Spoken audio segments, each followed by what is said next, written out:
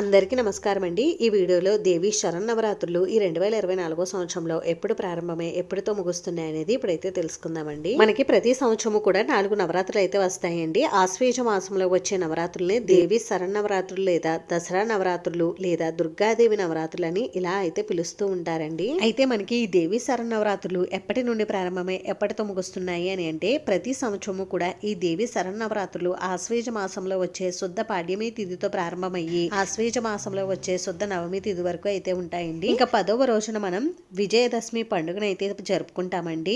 ఈ విజయదశమి పండుగని మనం దసరా పండుగ అని కూడా పిలుస్తూ ఉంటాము. ఈ నవరాత్రి 9 రోజులు కూడా అమ్మవారు 9 అవతారాలను ఎత్తి మహిషాసురుడు అనే రాక్షసుడితో భీకరమైన యుద్ధం చేసి అతన్ని వధిస్తుందండి. చెడుపై విజయానికి సంకేతంగా మనం 10వ రోజున విజయదశమి పండుగను అయితే జరుపుకుంటాము. అయితే మనకి 2024 సంవత్సరంలో ఈ దసరా శరన్నవరాత్రులు ఎప్పటి నుండి ప్రారంభమై ఎప్పటితో ముగుస్తున్నాయి అనేది ఇప్పుడైతే తెలుసుకుందామండి.